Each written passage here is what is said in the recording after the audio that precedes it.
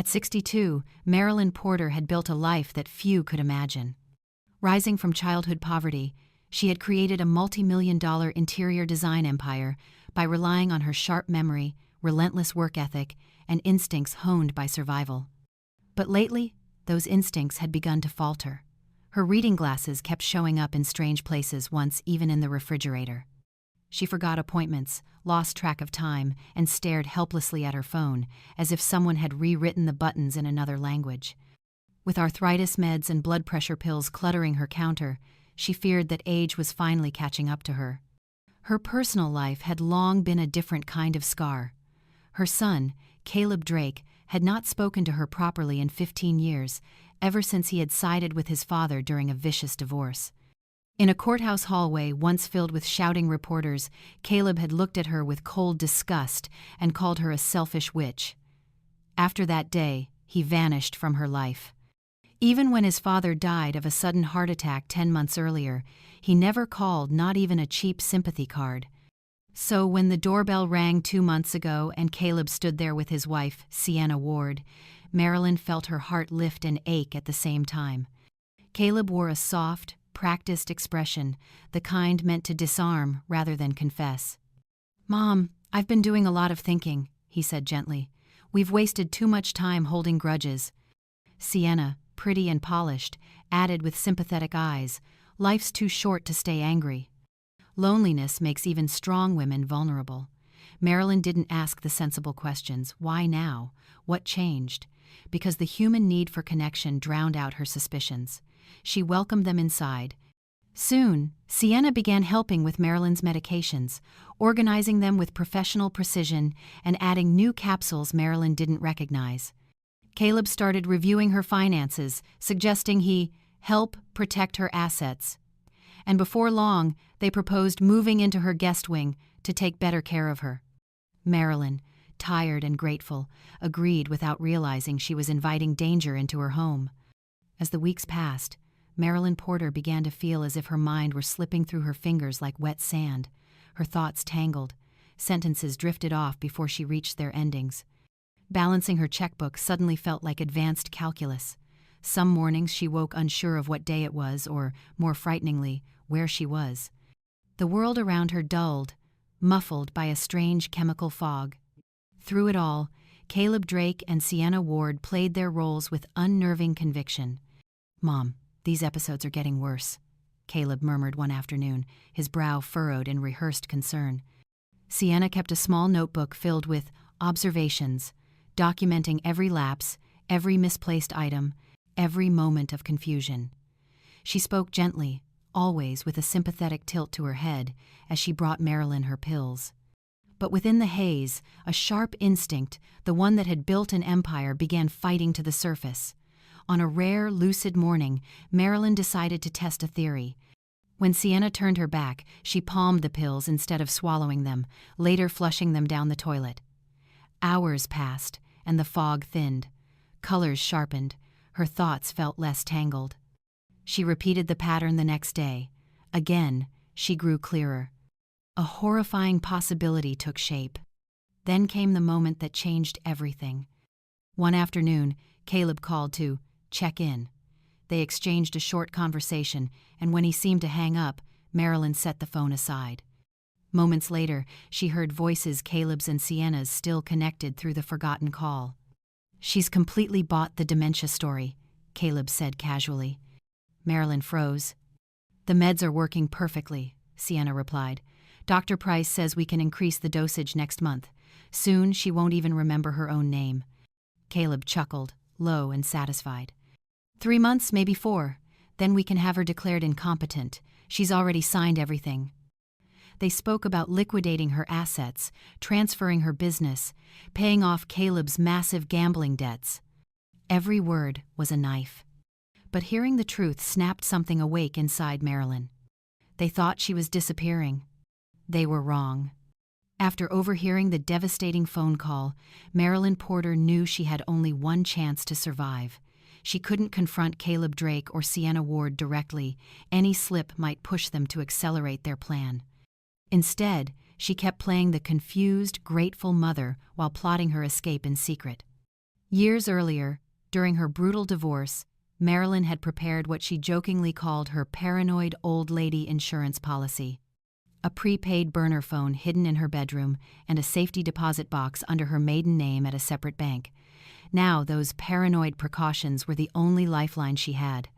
She waited until Caleb and Sienna went on their weekly grocery run, one of the few times they left her alone.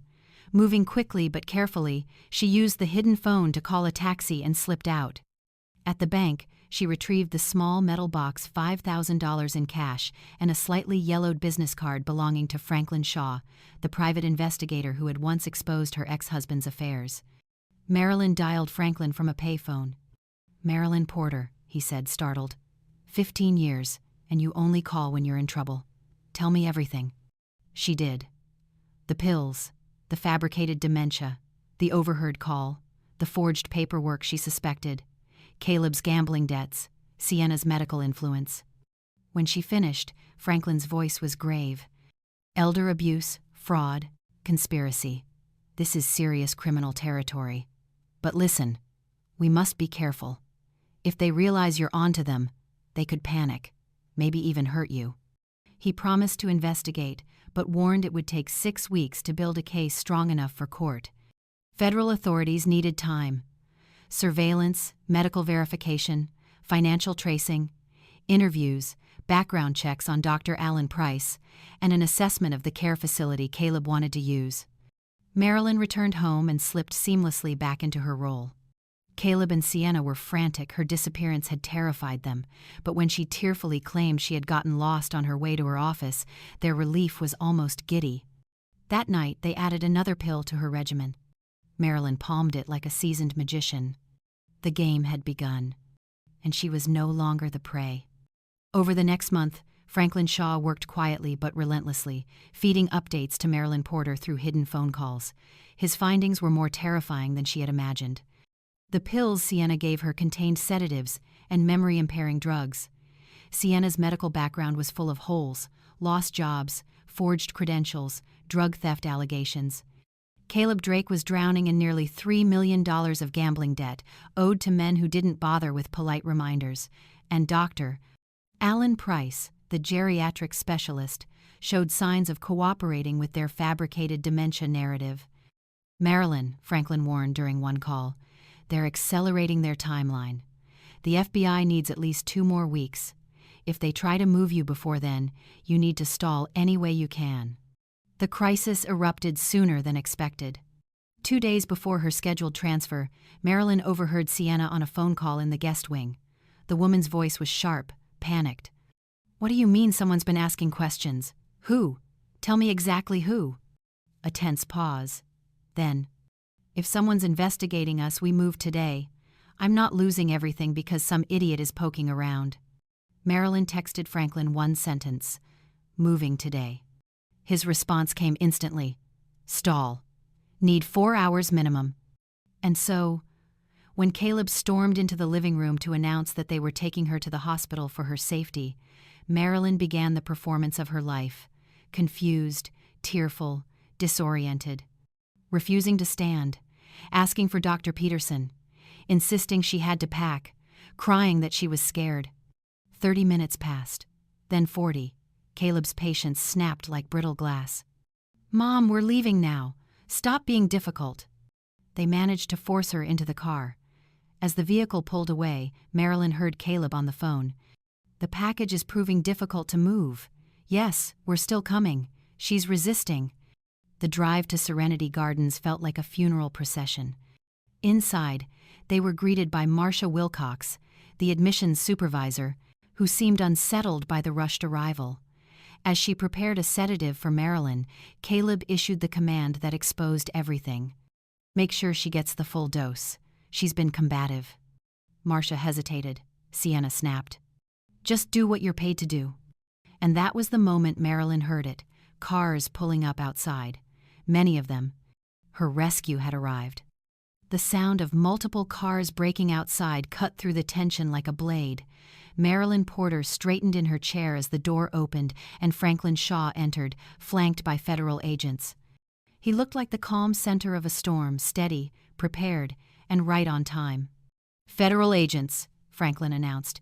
"Everyone step away from Mrs. Porter." The room exploded into chaos.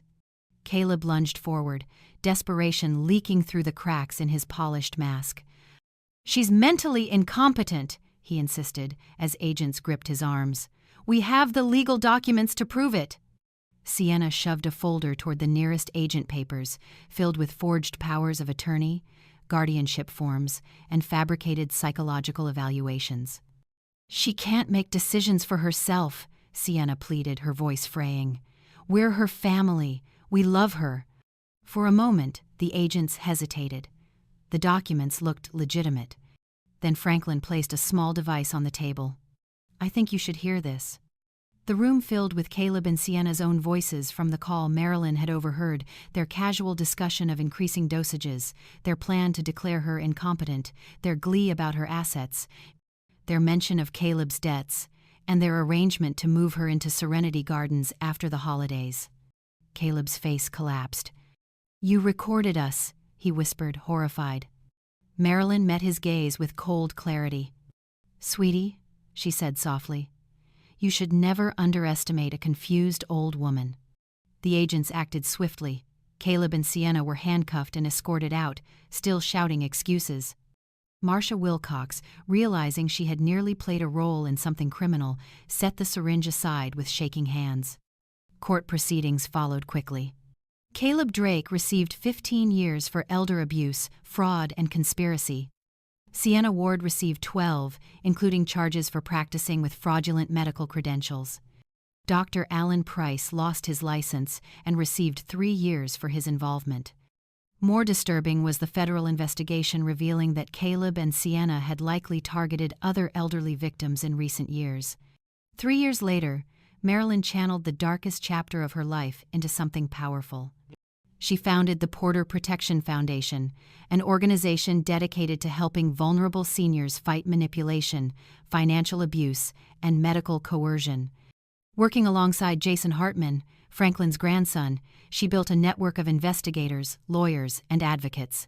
They had already helped dozens of families recover assets and escape dangerous situations. One day, a letter arrived from Caleb full of biblical quotes and apologies, asking for forgiveness and money. Marilyn read it once, then quietly filed it away. She no longer needed anything from him. She had found a new family, one built on loyalty, not blood. And in the end, the woman her son tried to erase became a force powerful enough to protect others from predators like him.